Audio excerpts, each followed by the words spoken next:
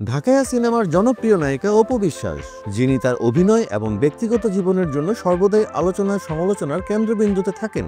সাম্প্রতিক সময়ে এক সাক্ষাৎকারে তিনি স্পষ্ট করে জানান, ব্যক্তিগত বিষয়গুলো তিনি সামাজিক যোগাযোগ মাধ্যমে প্রমাণ করার প্রয়োজন মনে করেন না। আর সেটা উল্লেখ করে তিনি বলেন, আমি বিবাহিত, সেটা ফেসবুকে দেখানোর মতো কিছু নেই। কিন্তু হঠাৎ এমন কথা কেন বললেন অপু বিশ্বাস?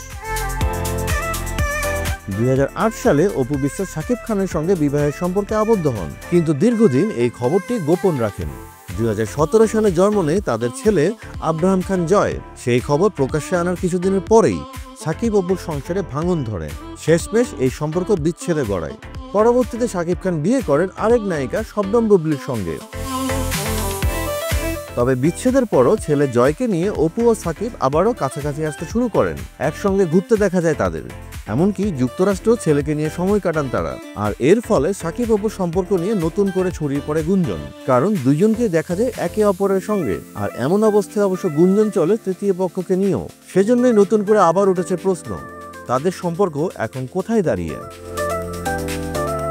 এই প্রসঙ্গেই অপু বিশ্বাস স্পষ্ট করে বলেন, ফেসবুকের মাধ্যমে যদি সংসার প্রমাণ করতে হয় তাহলে তো বিয়েরই দরকার নেই। আমি বিবাহিত, এখানে কারো বিশ্বাস অবিশ্বাসে আমার কিছু যায় আসে না। আমার সময় নেই কাউকে সেটা বোঝাতে যাওয়ার। তিনি আরও জানান, পারিবারিক বিষয়গুলো তিনি ব্যক্তিগতই রাখতে চান। উদাহরণ টেনে বলেন, আমার সবচেয়ে প্রিয় নায়ক শাহরুখ খান, তার ব্যক্তিগত জীবনের কতটুকুই বা আপনি জানেন? তিনি যা প্রয়োজন মনে করেছেন শুধু সেটুকুই জানিয়েছেন। আমারও একই অবস্থান, আমি সীমার বাইরে দর্শককে কিছু জানাতে চাই না। অপু বিশ্বাসের এই মন্তব্য আবার নতুন করে আলোচনায় এসেছে নেটিজেনদের মাঝে। আবারও তৈরি করেছে গুঞ্জন, তৈরি হয়েছে তার ব্যক্তিগত জীবনের বর্তমান সমীকরণ নিয়েও নানা ধরনের আলাপ। কিন্তু অপু বিশ্বাস স্পষ্টভাবে জানিয়ে দিলেন, তিনি তার ব্যক্তিগত জীবন সামাজিক যোগাযোগ মাধ্যমে প্রমাণ করার মধ্যে বিশ্বাসী নন। পারিবারিক বিষয় ব্যক্তিগত গণ্ডির মধ্যে রাখতে চান তিনি। আপনারা কি মনে করেন, কোন তারকাকে তার ব্যক্তিগত জীবন কি প্রকাশ্যে আনা উচিত, নাকি সম্পূর্ণ ব্যক্তিগতই রাখা উচিত? মতামত জানাতে পারেন কমেন্টে।